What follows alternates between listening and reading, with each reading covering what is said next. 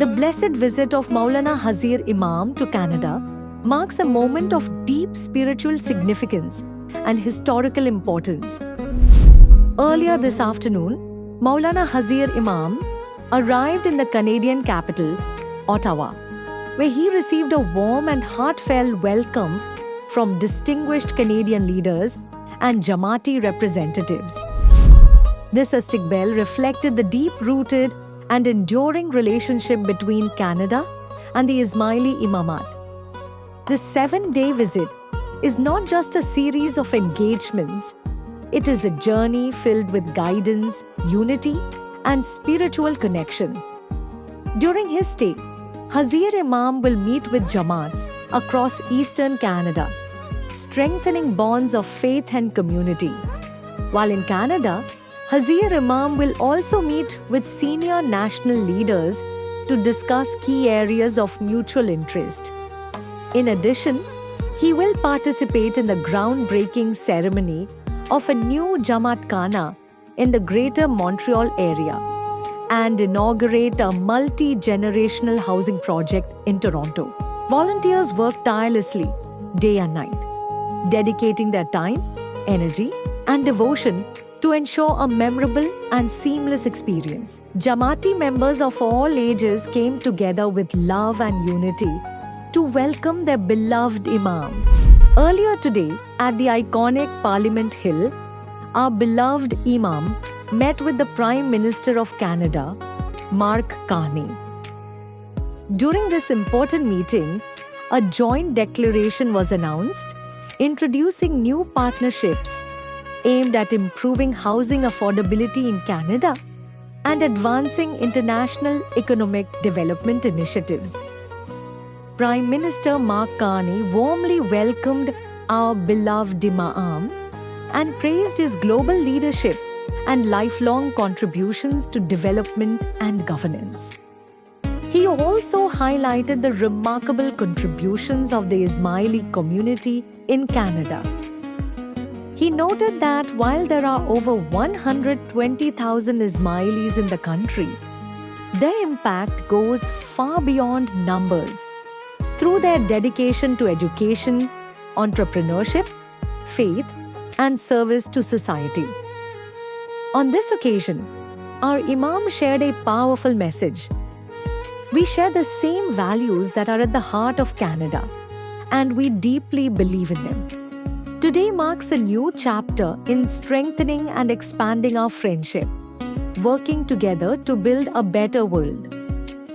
The meeting also led to the creation of a new economic partnership platform, which will support investments in infrastructure, renewable energy, and agriculture across Africa and Asia.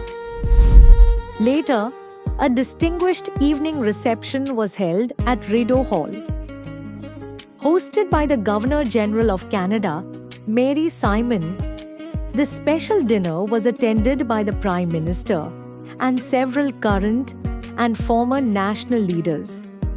The evening stood as a powerful symbol of the long-standing partnership, spanning over 5 decades, between Canada and the Ismaili Imamat, built on shared values of pluralism, respect, and human dignity. In his address, our beloved Imam reflected on his late father's deep admiration for Canada and reaffirmed his commitment to further strengthening this valued relationship. Governor-General Mary Simon also paid tribute to the Ismaili community's contributions to peace, pluralism, and global development, describing their work as a stabilizing force in today's world. The following day, a special lunch reception was hosted by beloved Imam at the Delegation of the Ismaili Imamat in Ottawa. Over 40 Canadian ministers, senators, and members of parliament attended this important gathering. It brought together leaders from across political parties, united in their shared support for humanitarian work, development, and community progress. In his address, our beloved Imam expressed his appreciation for their continued partnership and dedication. Your presence here and your commitment to this friendship is deeply valued. Thank you for your service, not only to Canada, but to humanity. Soon after, our beloved Imam departed Ottawa and arrived in Montreal, where he was warmly welcomed once again. During his visit, he graciously granted a mulaqat to the youth from Quebec, the Maritimes, and Northeast Ontario. For those present, it was a moment of profound joy and inspiration, one that will remain in their hearts forever.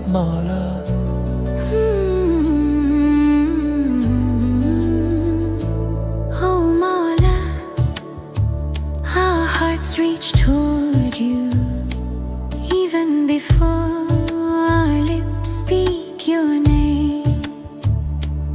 Every prayer, every sigh, every tear carries the weight of our love for you. We have waited in silence, we have waited in hope, our souls trembling, yearning to be near your light. We are so thankful for your love, Mawla. We are so thankful for your love, Mawla. We are so thankful for your love, Mawla, For the mercy you pour into our hearts. We are so thankful for your presence, Mawla. even from afar, your light fills our souls. Every heartbeat whispers your name. Every breath is a prayer for you.